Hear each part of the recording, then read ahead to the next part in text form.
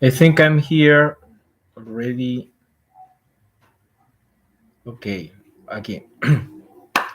Let me explain first. I know that my audience here in this field of exotic languages is very limited, probably limited just to me and very few people. It doesn't matter because this is a testimony of how I am using um, software technology in order to approach in a faster way to my own interest in learning about local Mayan cultures. So this is really nice. This is actually just a small um, test before I try to make a definite uh, explanation and demonstration about how I am working. And let me see if I can switch. This is. Let me see if I can switch. Someone is watching. Yeah, I mean, it's only me. I'm watching. You don't have access to this function here. I think I want to use my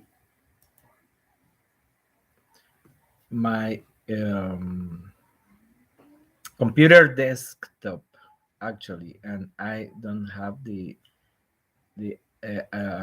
proper access beyond my own camera. And this is absurd, and it's going to be really really rough. It's going to be rough.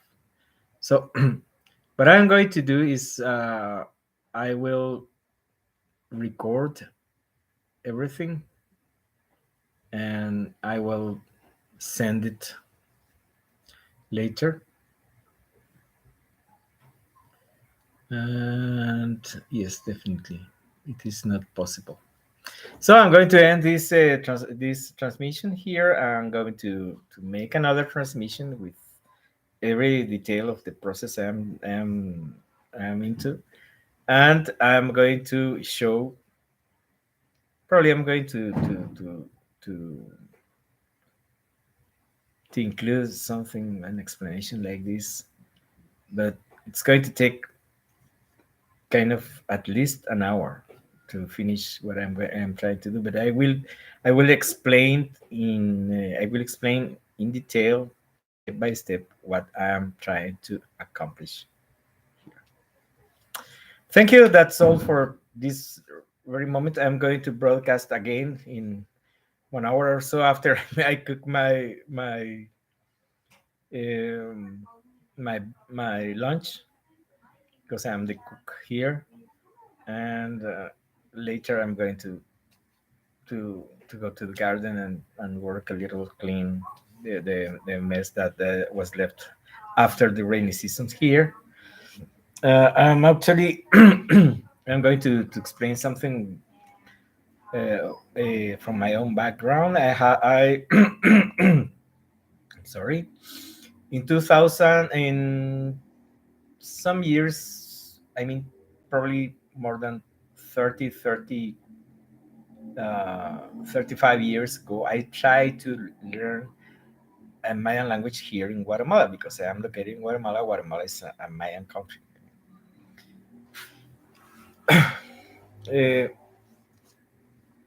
in Guatemala, there were, well, the first time, in the first place, Guatemala did not exist. I mean, the ethnic groups of Mesoamerica included for many, many centuries uh, the southern part of the geographical southern part of what is now Mexico. This includes the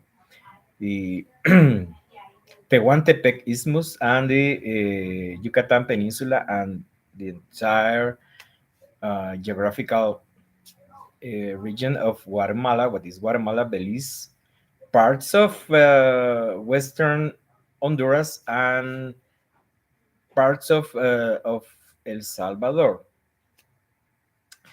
This this land was inhabited by the people that we now today we call the Maya. They spoke for many centuries, thousands of years before our time. They spoke their own language, which is uh, seemingly derived from an ancient language that is now called or named the Proto-Maya. Some scientists believe that the Proto-Maya was created, was founded here in Guatemala, in what is now called the Quiche region, the Quiche department, El Quiche. And as people began to spread the Proto-Maya, this basic seed of linguistic development was evolving and adapting and creating new words and new concepts, incorporating new concepts, but keeping the basic methodologies, the basic ways of constructing the language that was in the Proto-Maya. So now, many centuries after that, we have kind of nearly 40 Mayan languages, some existing in Mexico, and most of these Mayan languages are existing in present day Guatemala. The classical Maya is extinct, and it included some ancient branches and the direct the descendants of this ancient classical Maya of the lowlands of Guatemala is what we know now as the Yucateco Maya, the Chorti Maya, and some other languages. And but those are the descendants of the classical lowlands Maya language. But the descendants of the highlands classical old Mayan language are the languages that are used today in day-to-day communication in Guatemala. So these languages are those that I study today. I I went to South America and studied some Quechua there. Then I understood the way a language can be constructed in a different way than the Spanish language, my own mother language. And then I returned to Guatemala. I began to study Quechua language, which is spoken in the northern Guatemala region. Then after some time, after more than 10 years after I went to learn the Quechua language, in Guatemala, it became official, it became compulsory to learn a Mayan language in the elementary and basic high school, elementary school and basic high school, and sometimes in the very university. And since no one has studied no one has studied the a Mayan language before except me. So in my job, in the school where I work, they requested me to be their Mayan language teacher. So I agreed. After many years teaching mathematics and science, physical science so far.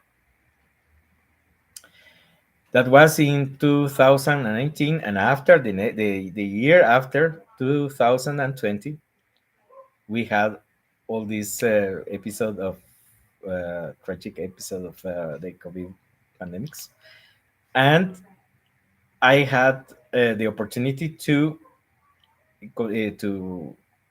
study Mayan language, Cachiquel Mayan language, completely online. All all 3 years long of this emergency here in Guatemala. So I graduated after 12 bimestral courses of Mayan Cachiquel language, and this year, was my last year in this career, in this education experience, I began to study the Quiche language as well. So since I am graduated from Cachiquel language, I will try to continue my studies another 3 years with the Quiche language. The difference between the Cachiquel language and the Quiche language is that there is a lot more literature in the Quiche language than in the Cachiquel language. So the cultural attitudes of the Quichean people and the Cachiquel people are different. Cachiquel people are less open to create literature in their own language, and they try to imitate the Spanish language so far, and creating a mess of their own language. I'm sorry to tell, but that's true. While the Quiche language has kept its, how can I say, its virtues, its linguistic virtues, its communication virtues, not so contaminated with the Spanish language as the Cachiquel language. So the Quiche language has more than 1 million native speakers, and us, which have the Quiche language as a second language. So I have the fortune to have a very, very good translation of the Gospels and some parts of the Hebraic Bible translated into the Quiche language, and they have been careful enough as to develop their own dictionaries on the lexicon that they use in the translation of the Quiche language into the Bible from Spanish into Quiche, but not contaminating their language, their Mayan language, with the Spanish translation, because the, the the Spanish Bible is a translation of the Hebraic Bible, and it seems that the Quiche language is a translation of another translation.